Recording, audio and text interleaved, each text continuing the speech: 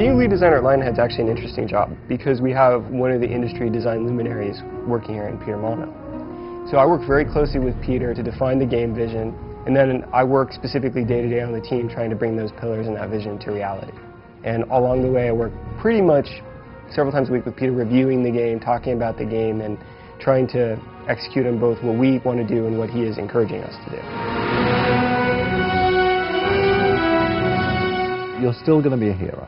You're still going to have swords, you're still going to have guns, you're still going to have magic. But this time you're going to be leading a country as well as that. We're not going to make it easy for you though. There are going to be challenges in your rule. Like many of us have seen, the leaders that we elect in today's world often age badly in the first couple of weeks when they realise the enormity of the problem that they're taking on. We have always been a game that tries to be fairly accessible and something that hits a broader audience. So with Fable 3, what we're doing is keeping that foremost on and thinking about building it.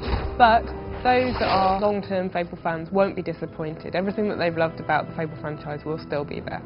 A role-playing game is all about, this is me playing the role of a hero and a king or a queen. It's really about not getting rid of every element of an RPG, but certainly making it something that people who aren't interested in that side of things will still enjoy. New technology in Fable 3, I think the main thing for me is Simon nodding in the background. The tools are actually a bit slower at the moment, so I probably wouldn't want to talk about that. We've got a real issue with that. Move on. Obviously, with Fable 2 we had a stable code base to work from, so we've mostly been working on new cool things to go and put into the game. One of the things that people have come to expect from Fable is innovation. And in Fable 3, we've really pushed the boat out. We've totally looked at the morph system, thrown it all away and started again. And the first thing that we've got is something called extreme morphs. Now these extreme morphs are on an expression. So you're walking along and someone just upsets you. You can press this expression and out of your back appears these huge angel wings. A shaft of light comes down and shines on you.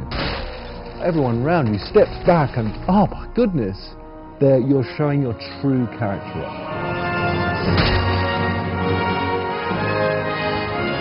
Aggressive, smile, stern. We've got hot syncing in the tools now, so all the artists can edit a texture and pop it into the game immediately just by hitting a button, and it never fails, obviously.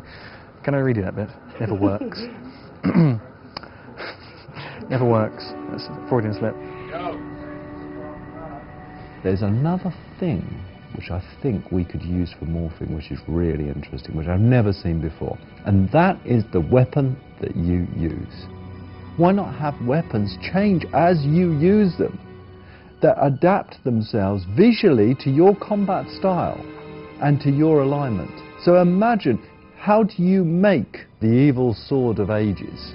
You make it by using it in an evil way. And as you use it, as you kill innocent victims, so you will see it glow and drip with blood all the time. I want everybody in the world to have unique weapons.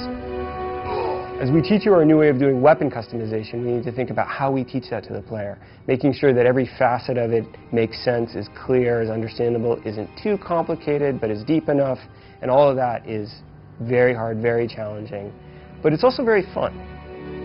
More excitingly is with the lighting system. In Fable 2, I think, to generate the lighting for all the levels took a bank of 6 very, very powerful machines, 7 days to generate all the lighting for everything. Today we've got a bank of 1 machine which generates all the levels in 5 hours, which is a lot better. We've also been looking at how you express yourself, and we're giving you the ability to touch things. Now this may sound strange, but imagine this, being able to reach out and touch your girlfriend in the game, being able to hold, persuade, pull, push, all that can be done dynamically. There is a fantastic amount of fighting and great combat and a really swift, pacey storyline, which is really engaging and really snappy. Fable 3 is going to be a damn good adventure.